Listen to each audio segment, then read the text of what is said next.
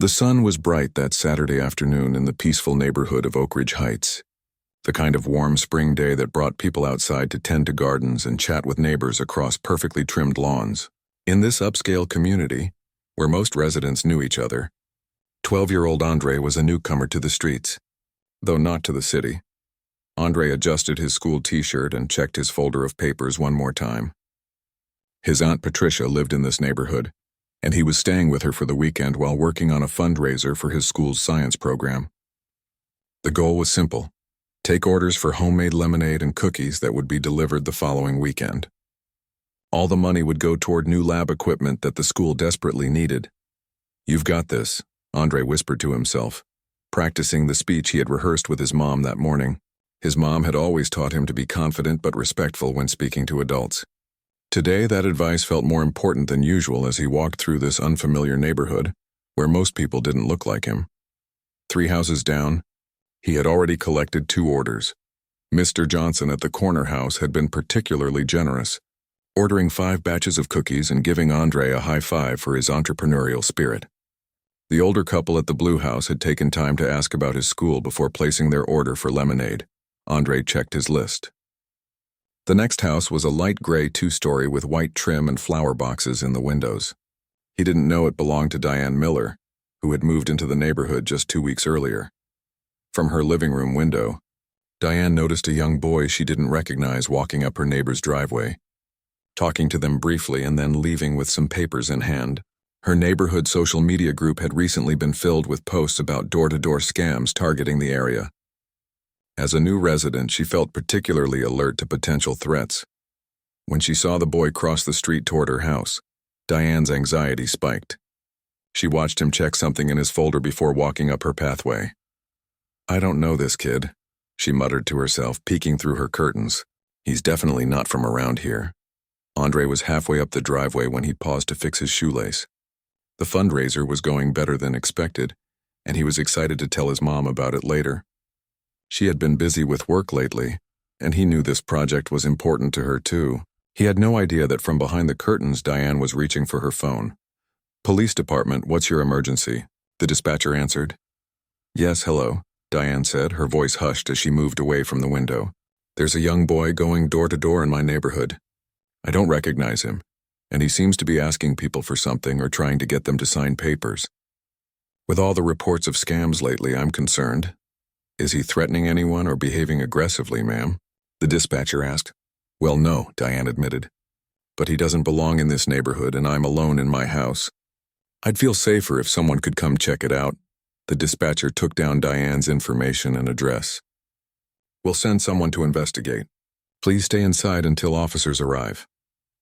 Outside, unaware of what was happening, Andre rang Diane's doorbell and waited patiently on her porch. He adjusted his folder of order forms and permission slips signed by his principal. When nobody answered after a minute, he rang once more, then shrugged and made a note on his tracking sheet. Not everyone would be home on a Saturday, his aunt had warned him. As Andre walked back down the driveway, he noticed an elderly man working in his garden next door and decided to try that house next. "Hello, sir," Andre called out with a wave. "I'm raising money for my school's science program. Would you be interested in ordering some homemade lemonade or cookies?" The man, Mr. Rivera, looked up from his flower bed and smiled. "Well, now that sounds wonderful. Why don't you come tell me more about it?" Andre spent the next few minutes explaining the fundraiser to Mr. Rivera, who listened attentively and asked questions about Andre's school and favorite subjects. By the end of their conversation, Mr. Rivera had placed an order for both lemonade and cookies, becoming Andre's biggest supporter yet. "My grandkids love science," Mr. Rivera explained as he filled out the form. "It's important to support young minds. You're doing a good thing here." "Thank you, sir," Andre replied with a wide smile. "We're trying to get new microscopes for the lab. The ones we have now are really old." As they finished the transaction, neither noticed the police car that turned slowly onto the street. Back at her window, Diane felt a surge of validation when she saw the patrol car. She quickly stepped onto her porch, waving to get the officer's attention and pointing toward where Andre was now chatting with Mr. Rivera. Officer Taylor and Officer Bennett pulled up to the curb. They had received the call about a suspicious person, but from their vantage point, All they could see was a kid in a school t-shirt talking to an elderly resident who seemed perfectly comfortable. "That's him," Diane called out, walking toward their car. "He's been going to every house." The officers exchanged glances. This didn't appear to be an emergency situation, but they had to follow up. "Good afternoon, ma'am," Officer Taylor said as they stepped out of the vehicle. "You called about a suspicious person?" "Yes, that boy," Diane pointed. "I don't recognize him, and he's been going door to door asking people for something." Meanwhile, Andre was thanking Mr. Rivera and turning to head to the next house when he noticed the police car. His heart skipped a beat. His mom had had many conversations with him about how to behave around police officers. "Stay calm, be polite, keep your hands visible, explain yourself clearly. Is everything okay?"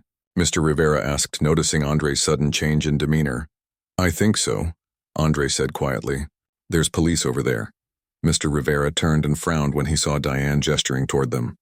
"Don't worry, son. Let me handle this."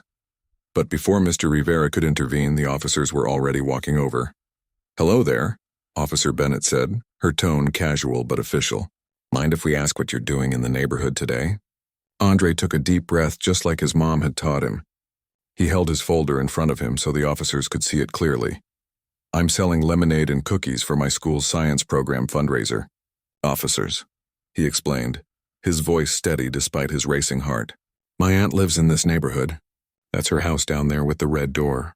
I have permission slips from my principal and order forms here." Officer Bennett nodded and looked over the materials Andre offered, which were clearly legitimate school fundraiser documents. "He's been very polite," Mr. Rivera added, stepping forward. "I just placed an order myself." Officer Taylor smiled slightly. "Looks like you're doing a great job with your fundraiser." From a few feet away, Diane watched with growing confusion. The situation wasn't unfolding as she had expected. The boy was well-spoken and organized with official-looking papers. The elderly neighbor she had yet to meet seemed protective of him. "He said his aunt lives in the neighborhood," Officer Bennett explained to Diane. "He's doing a school fundraiser and has all the proper documentation." Diane crossed her arms.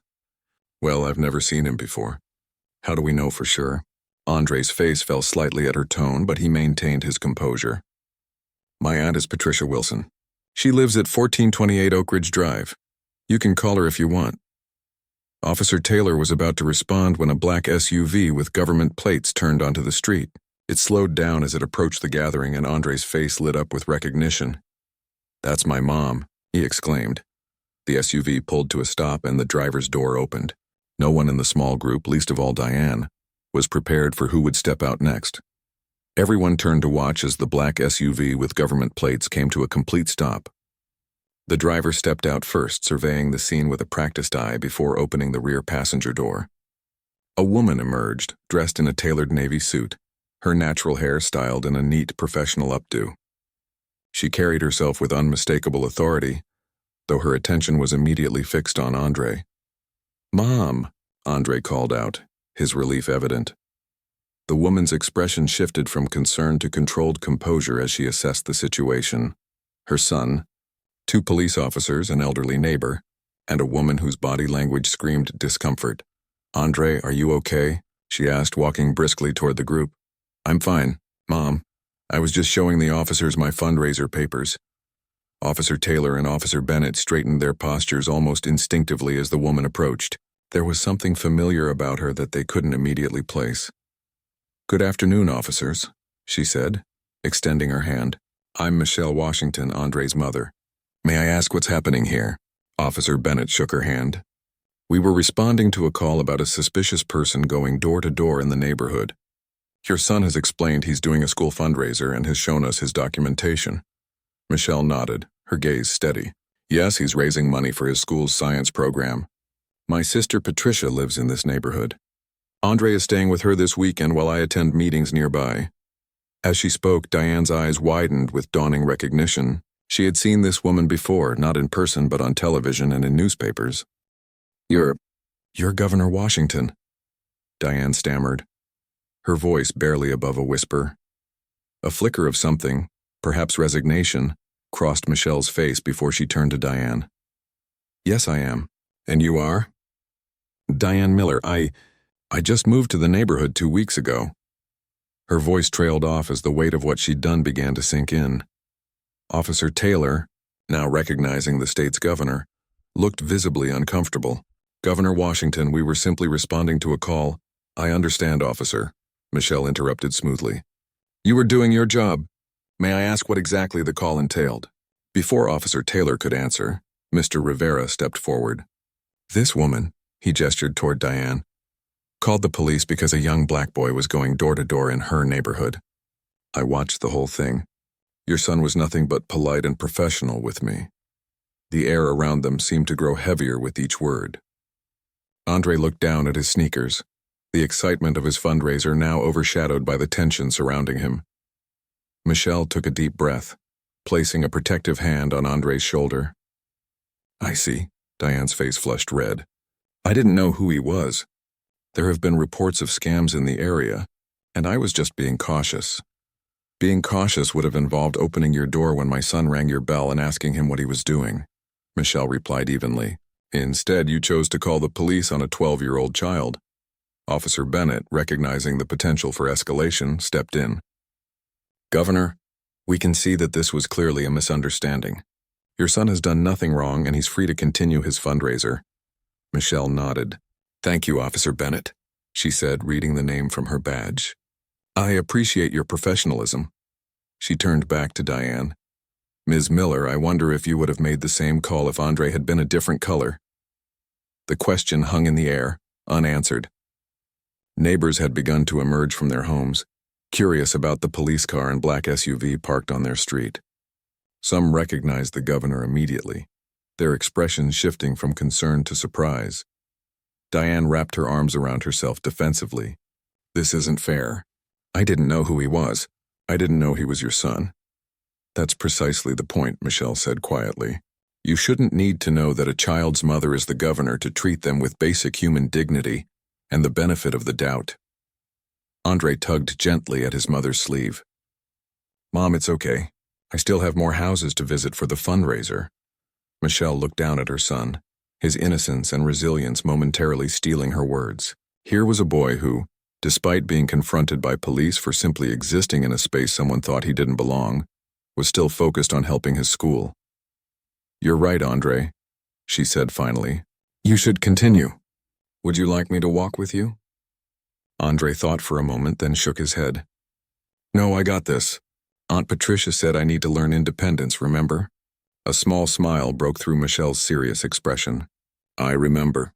Just stay on this street where I can see you, okay?" As Andre moved on to the next house, Michelle turned back to the officers. "I'd like to know exactly what was reported in the call." Officer Taylor hesitated, glancing at Diane, who now looked like she wanted the ground to swallow her whole. "The caller reported a suspicious person going door to door who didn't belong in the neighborhood," Officer Taylor admitted. "We're required to respond to all calls, but we can see there was no cause for concern here." Michelle nodded.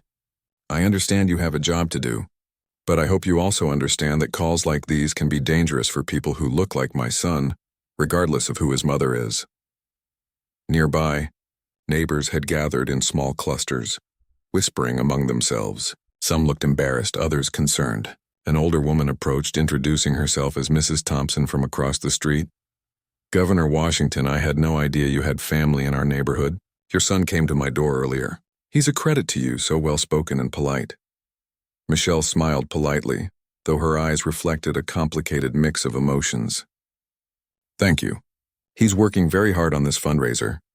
Mrs. Thompson nodded enthusiastically. "Well, I already ordered some lemonade, but I think I'll add some cookies too." Such an important cause. As the conversation continued, Diane remained frozen in place, the center of unwanted attention. Finally, she stepped forward. "Governor Washington," she began, her voice shaky. "I want to apologize. I didn't mean to. I wasn't trying to." Michelle studied her for a long moment. "Ms. Miller, I believe you when you say you didn't intend harm. But impact matters more than intention. Today, the impact of your actions was that a child was made to feel like a criminal in a place where he should feel safe." "I'm truly sorry," Diane whispered. "I appreciate that," Michelle replied. "But perhaps your apology would mean more to Andre." Diane glanced toward where Andre was speaking with an elderly couple a few houses down. his folder of order forms in hand, his shoulders straight despite everything that had just happened. Would it be okay if I spoke to him? Michelle considered this. That's up to Andre. I won't force him to have a conversation he's not comfortable with. Officer Bennett, who had been taking notes, closed her notepad. Governor Washington, we've documented this incident. There was clearly no criminal activity taking place. Is there anything else you need from us today? Michelle shook her head. No, thank you for your time, officers. I appreciate your handling of the situation. As the officers prepared to leave, Michelle turned to Mr. Rivera, who had remained nearby throughout the exchange. Thank you for supporting my son. No need for thanks, Mr. Rivera said with a gentle smile. In my 82 years, I've seen enough to know when something isn't right. That boy of yours has a bright future. Down the street, Andre had successfully gotten 2 more orders. Michelle watched him with pride and a touch of sadness. Tonight, they would need to have another of those conversations, the ones no parent wanted to have, but that were necessary for his safety and understanding of the world. Diane Miller stood awkwardly at the edge of the gathering, witnessing the aftermath of her actions. The governor's presence had drawn attention from the entire neighborhood, and now everyone knew what she had done. She could feel the judgment in their glances, hear it in their whispered conversations. What had started as a simple call to the police had become something much larger, a moment that revealed biases she hadn't wanted to acknowledge, even to herself. As she watched Andre continuing his fundraiser, undeterred by the interruption she had caused, a profound sense of shame washed over her, and still, the governor's question echoed in her mind. Would she have made the same call if Andre had been a different color? The truth was uncomfortable, and for the first time, Diane was forced to confront it. Word spread quickly through the neighborhood. It wasn't every day that the governor's security detail parked on their street, let alone because someone had called the police on her son. By the time Andre had reached the last house on the block, a small crowd had gathered near Michelle's SUV. Patricia Wilson, Andre's aunt, rushed down the street, her face a mix of worry and anger. She'd received a text from Michelle and immediately left her gardening tools scattered across her backyard. Michelle, she called out, pushing through the onlookers. What happened? Is Andre okay? The sisters embraced briefly, Michelle's composed exterior softening momentarily in her sister's presence. He's fine, Pat. Someone called the police because he was selling fundraiser items door to door. Patricia's gaze immediately found Diane, who stood apart from the growing crowd, her arms wrapped protectively around herself. The 2 women had never met. Patricia had been out of town when Diane moved in, but Patricia had no trouble identifying the source of the trouble. You called the police on my nephew? Patricia asked, her voice carrying across the now quiet gathering. Diane swallowed hard. I didn't know who he was. I just moved here and you assumed the worst, Patricia finished for her. You saw a young black boy in this neighborhood and decided he was a threat. Michelle placed a gentle hand on her sister's arm. Pat, please. Not here, not like this. No, Michelle, Patricia insisted, though she lowered her voice. You may have to be diplomatic because of your position, but I don't. This kind of thing happens too often and it needs to be addressed. Nearby, Andre was finishing up at the last house, collecting his final order of the day. He seemed oblivious to the tension that had enveloped the adults down the street, his focus entirely on counting the order forms in his folder. Officer Bennett approached the sisters, her partner already back in the patrol car preparing to leave. Governor Washington, Ms. Wilson, we've documented everything. There won't be any record of this incident that would reflect negatively on your son. Thank you, officer, Michelle said. But the fact that you had to be here at all is the problem. Officer Bennett nodded, understanding the deeper implications. For what it's worth, we're implementing new training procedures for responding to these types of calls. Situations like this, they shouldn't happen. But they do, Patricia said quietly. They happen every day to people who don't have the privilege of being related to the governor. The officer had no response to that undeniable truth. After a moment, she handed Michelle her card. If you need anything further, please don't hesitate to call. As the police car pulled away, Andre jogged back to the group, his face bright with achievement. Mom, Aunt Pat, I got 27 orders. That's more than anybody else in my class. The tension surrounding the adults momentarily dissolved in the face of Andre's enthusiasm. Michelle pulled her son into a hug. I'm so proud of you, buddy. You did amazing, Patricia added, ruffling his hair. How about some ice cream to celebrate? Andre's eyes lit up. But then his expression grew more serious as he looked past his mother and aunt to where Diane still stood. Can I talk to her first? Michelle and Patricia exchanged glances. Are you sure? Michelle asked. Andre nodded. Yeah, I want to.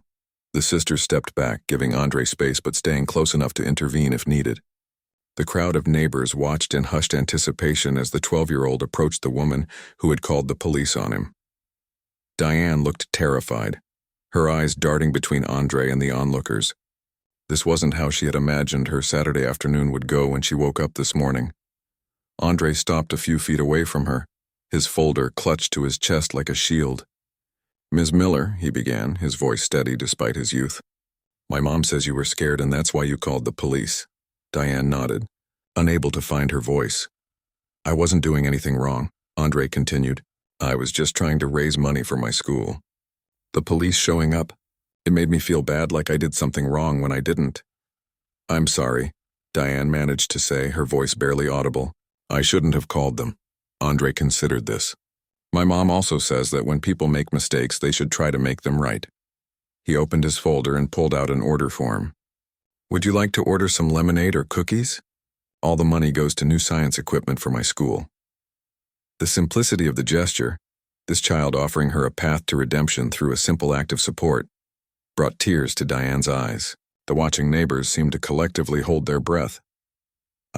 Yes, Diane stammered. I'd like to order both. How much can I order? As much as you want, Andre said with a small smile. The more we sell, the closer we get to our goal. Diane reached for her wallet with shaking hands. I'll take 5 of each then. As Andre helped her fill out the order form, the tension in the air began to dissolve. Several neighbors approached, forming a line behind Diane, many of them wanting to place orders of their own even though Andre had already visited their homes. Michelle watched the scene unfold, a complex mix of emotions playing across her face. He's a better person than I was at his age, she said softly to Patricia. He's a better person than most adults, Patricia replied.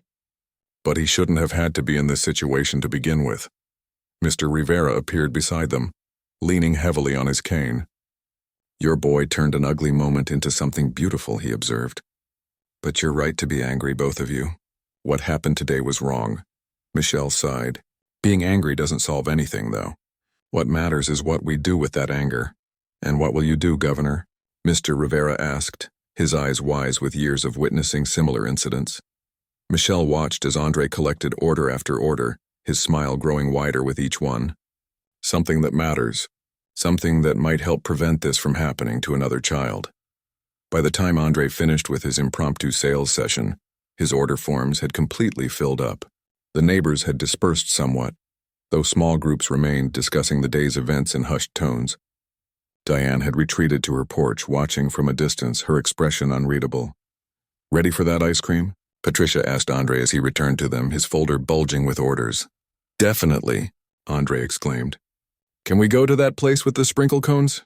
Anything you want, champ, Michelle said, guiding him toward her SUV. You've earned it. As they prepared to leave, a local news van turned onto the street, driving slowly as if searching for something. One of the neighbors must have called them. Oh no, Michelle muttered. I was hoping to keep this quiet. Patricia squeezed her sister's shoulder. Maybe it shouldn't be quiet. Maybe this needs to be heard.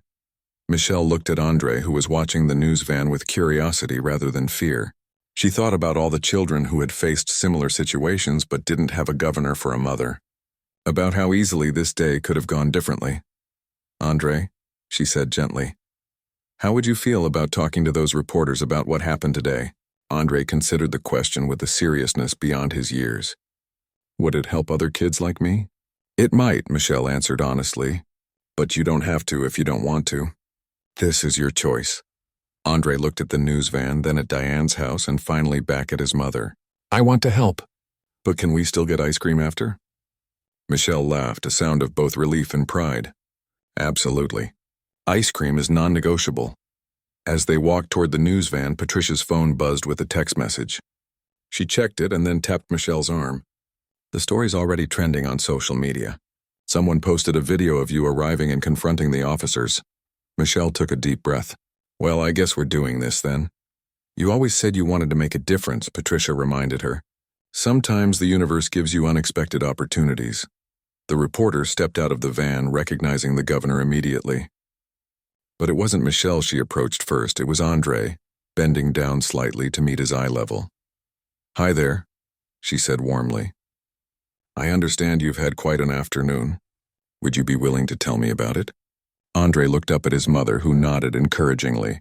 Then he squared his shoulders just as he had when facing the police officers earlier, and found his voice. I was just trying to sell lemonade and cookies for my school, he began. I didn't expect the police to show up. And as Andre told his story, honest and clear-eyed, Michelle knew that what had started as a frightening incident would become something much more important. A moment of truth that might just lead to real change. By Sunday morning, the video had been viewed over 2 million times. What had started as a local incident in a quiet neighborhood had exploded into a national conversation.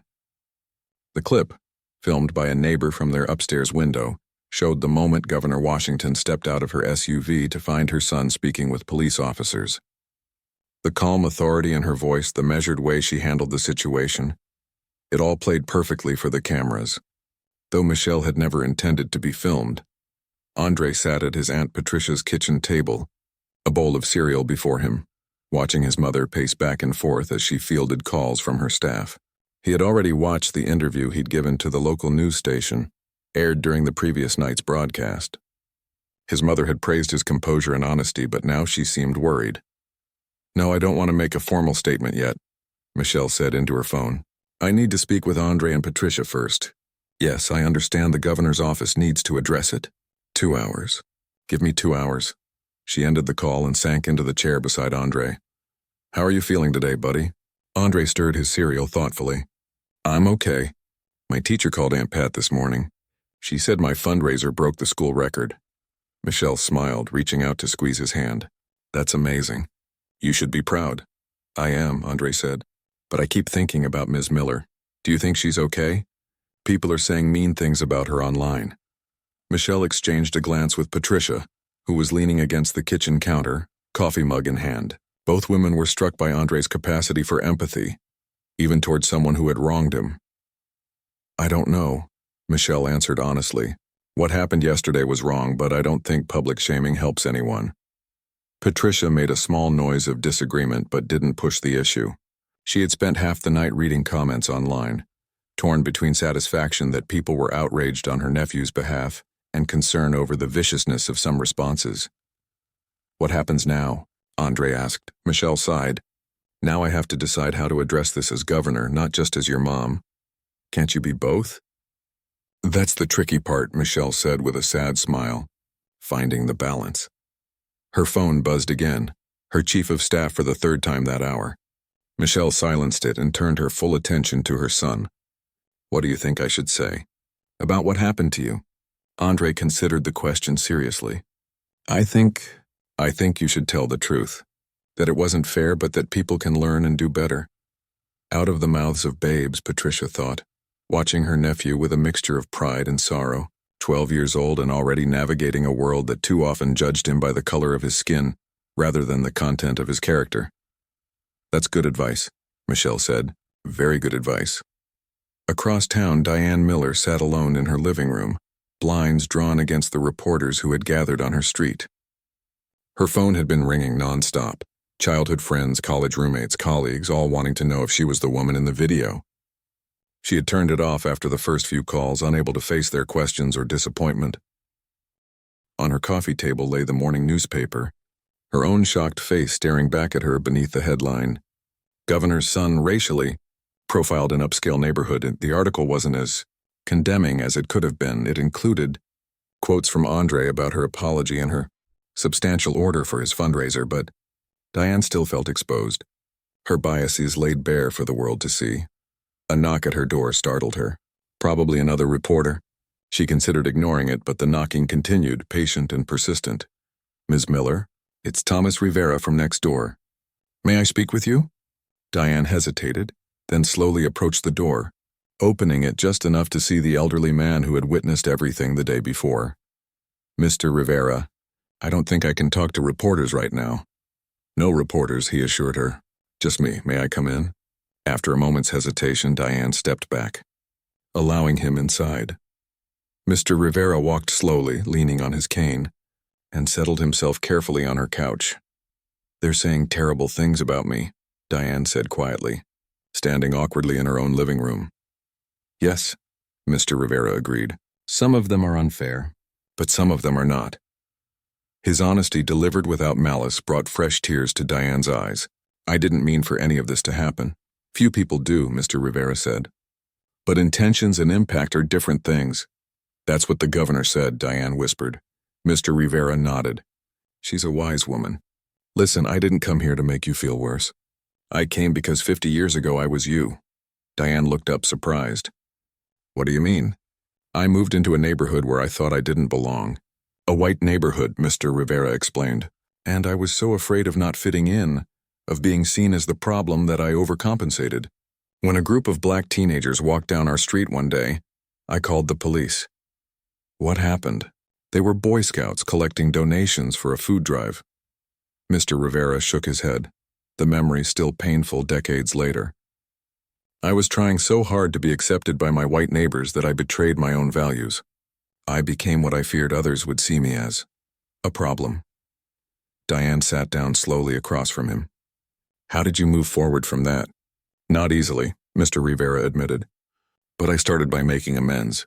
Then I got involved in community work, learned to listen more than I spoke, and reminded myself daily that my fear was not a reason to make others unsafe." The wisdom in his words resonated with something deep inside Diane. "I want to make this right, but I don't know how." "The damage is done." "The first damage is done," Mr. Rivera corrected her. "What matters now is whether you allow it to define you, or whether you grow from it." Before Diane could respond, her phone rang again, her landline this time. She checked the caller ID and froze. "It's the governor's office," Mr. Rivera raised his eyebrows. "You should answer it." With trembling fingers, Diane picked up the phone. "Hello? Ms. Miller, this is Alicia Chen, Chief of Staff for Governor Washington. The governor would like to speak with you. Are you available to meet at her office tomorrow morning at 10 a.m.? Diane's heart hammered in her chest. Yes, I'll be there."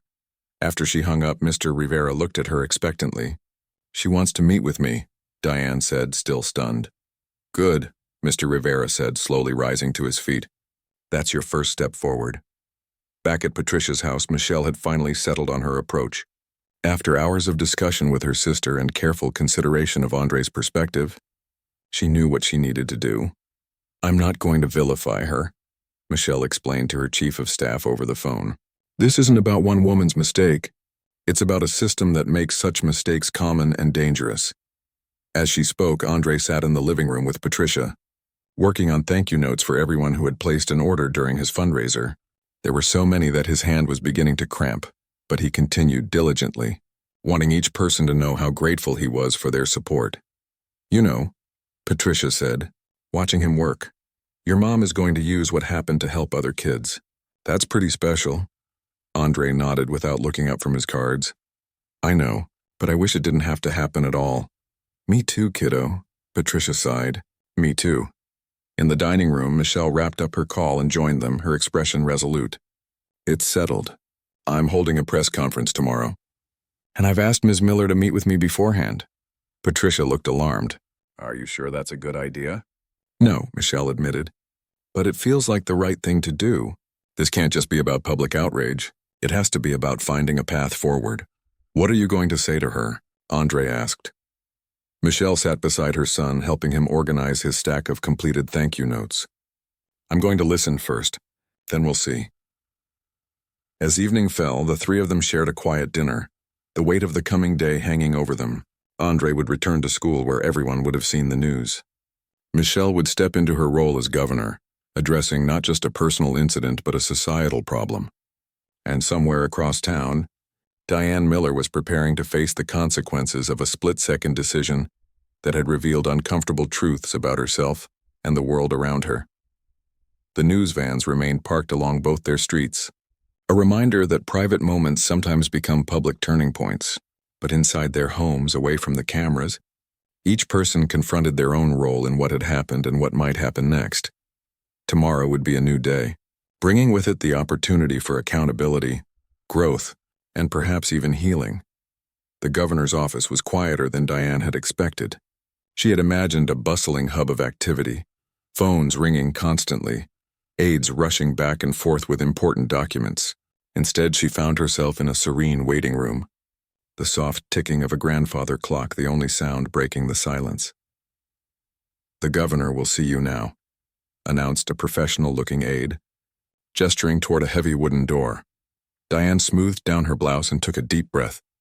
She had barely slept the night before, rehearsing what she might say, how she might explain herself. In the end, she had decided that the truth, however uncomfortable, was the only option. Governor Washington stood as Diane entered her office. She wasn't wearing the formal suit from the news clips, but instead a simple blouse and slacks. It made her seem more approachable, though no less authoritative. "Ms. Miller," she said, extending her hand. "Thank you for coming." "Thank you for seeing me," Diane replied, her voice steadier than she felt. They sat across from each other, a small coffee table between them, rather than the imposing desk at the other end of the room. A deliberate choice, Diane realized. This wasn't meant to be an intimidating official meeting, but a conversation between two people. "Before we begin," Michelle said, "I want to be clear about something. I invited you here not to shame you further or to extract some public apology. What happened has already been seen by millions of people, and public humiliation rarely leads to genuine change." Diane nodded, a knot in her throat. "Instead," Michelle continued, "I wanted to offer you something that social media doesn't allow. Context, nuance. The opportunity to be a human being who made a mistake, rather than a villain in a viral video." The kindness in her voice nearly undid Diane completely. She had prepared for anger, for coldness, even for political calculation. She hadn't prepared for compassion. "Why?" Diane managed to ask. "Why would you do that for me after what I did?" Michelle leaned forward slightly. "Because my son asked me to. Because he believes people can learn and do better. And because I agree with him." Tears filled Diane's eyes. "I am so sorry. I keep thinking about how scared your son must have been when those officers approached him. All because I jumped to conclusions based on..." She trailed off. "Based on what?" Michelle prompted gently. "Based on how he looked," Diane admitted, the words painful but necessary. "I saw a young black boy in what I thought of as my neighborhood, and I assumed he didn't belong there. I never would have made that call if he'd been white." Michelle nodded, not in judgment but in acknowledgement of the truth. Recognition is the first step. What will your next step be? It was a profound question, one that Diane had been asking herself since Mr. Rivera had left her house the previous day. "I don't know yet," she answered honestly, "but I know I need to do better, be better, see people for who they are, not what my biases tell me they might be." Michelle studied her for a long moment. "In an hour, I'm holding a press conference to address what happened. I'd like you to be there, not to speak, but to be present, to show that this isn't about villains and victims, but about how we move forward together. Would you be willing to do that?" The request was unexpected, and Diane's first instinct was to decline, to protect herself from further public exposure. But something in Michelle's expression, a mixture of hope and challenge, made her reconsider. "Yes," she said finally. "I'll be there." Across town, Andre was walking into his classroom, his stomach tight with nervousness. Word had spread quickly throughout the school. His teacher had sent an email to all parents the night before, asking them to speak with their children about respect and kindness. But Andre knew that wouldn't stop the whispers and stares. His best friend Tyler met him at the door. "Dude, you're famous. I saw you on the news." Andre tried to smile. "Yeah, I guess. Was it scary? When the police came?" "Kind of," Andre admitted. "But my mom showed up pretty quick." "Your mom is awesome," Tyler said with genuine admiration. "My parents couldn't stop talking about how cool she was." As they took their seats, Andre noticed other students glancing his way, some smiling supportively, others simply curious. His teacher, Ms. Rodriguez, approached his desk. "How are you doing today, Andre?" she asked quietly. "I'm okay," he answered. "Just want things to be normal." Ms. Rodriguez nodded understandingly. If you need a break at any point, just let me know. She glanced at the clock. Also, the principal approved for us to watch your mom's press conference if you'd like. It's scheduled during our social studies hour. Andre considered this. Part of him wanted to pretend none of this had happened, to go back to being just another kid in class. But another part understood that what had happened wasn't just about him anymore. Yeah, he said finally. I think everyone should watch it. At exactly 10 o'clock, Governor Michelle Washington stepped up to a podium adorned with the state seal. Cameras flashed and reporters leaned forward in anticipation. This was the moment they had been waiting for. The governor's official response to her son being racially profiled in his own aunt's neighborhood. Michelle looked directly into the cameras, her expression solemn but determined. Good morning. 2 days ago, my 12-year-old son was selling cookies and lemonade for a school fundraiser when someone called the police on him. Not because he was doing anything wrong, but because he was a young black boy in a predominantly white neighborhood, and his presence alone was deemed suspicious. The room was utterly silent, every reporter hanging on her words. As a mother, my first instinct was anger. As a black woman, my first response was painful recognition. This story is all too familiar. But as your governor, my responsibility is to look beyond the personal pain and anger to address the systemic issues that made this incident possible. She paused, her gaze sweeping across the assembled press. This isn't just about one incident or one person's mistake. It's about the assumptions we make about each other, the fear that drives those assumptions, and the very real danger those assumptions create for people of color in our communities. In a classroom across town, Andre watched his mother on the whiteboard screen, a mixture of pride and awe on his face. Around him, his classmates sat in rapt attention. At the back of the press room, Diane stood quietly, her hands clasped tightly in front of her. She had received curious glances when she entered with the governor's chief of staff, but no one had approached her. Today, Michelle continued, I am announcing a new statewide initiative on community safety and implicit bias. This program will bring together law enforcement, educators, community leaders, and everyday citizens to address the assumptions we make about who belongs where, and to ensure that everyone in our state can live without fear of being profiled or harassed simply for existing in public spaces. She outlined the key components of the initiative: training for police departments, curriculum for schools, community dialogue sessions, and more. As she spoke, her voice grew stronger, more passionate. What happened to my son made headlines because I am the governor. But similar incidents happen every day to children and adults whose parents don't hold public office, who don't have the privilege of a platform like this one. Their stories rarely make the news, but their pain and fear are just as real. In the classroom, Ms. Rodriguez wiped away a tear. Andre felt Tyler squeeze his shoulder in silent support. I want to end by sharing something my son said to me when we discussed how to respond to this incident. He told me, tell the truth, Mom, that it wasn't fair, but that people can learn and do better. Michelle smiled slightly, a mother's pride momentarily overtaking the governor's composure. Out of the mouths of children comes wisdom we would all do well to heed. It wasn't fair, but we can all learn and do better. That starts with me, with my administration, and hopefully with each of you. Thank you. The room erupted in questions, but Michelle raised her hand. Before I take your questions, I want to acknowledge someone whose courage I deeply respect. Ms. Diane Miller, who made the call that day, is here today not because I asked her to make a public apology, but because she has chosen to be part of the solution rather than hiding from her mistake. All eyes turned to Diane, who stood straighter, despite the weight of their gaze. She and Michelle exchanged a brief nod, not of friendship exactly, but of mutual respect and shared purpose. 6 months later, Andre stood in the school auditorium next to a brand new set of microscopes, telescopes, and other scientific equipment. His fundraiser, which had gone viral after the incident, had raised enough money to completely revamp the school's science program. Beside him stood Mr. Rivera, who had become something of a mentor, visiting the school twice a month to share stories from his career as a research scientist. And on his other side, somewhat surprisingly, stood Diane Miller, who had volunteered to help coordinate the school's new community outreach program. They weren't friends exactly. The weight of that first meeting still lingered, but they had found a way forward just as Michelle had hoped.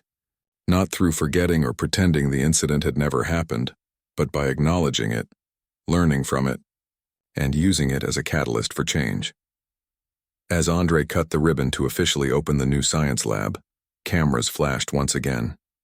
But this time, the story wasn't about division or fear or bias. It was about a community that had found a way to turn a painful moment into a path toward healing. Andre caught his mother's eye in the crowd and grinned. Governor Washington smiled back, giving him a subtle thumbs up. They both knew that change didn't happen overnight, that one incident couldn't fix centuries of bias and fear, but it was a start. And sometimes that's all you need, a beginning, an opening, a chance to learn and do better.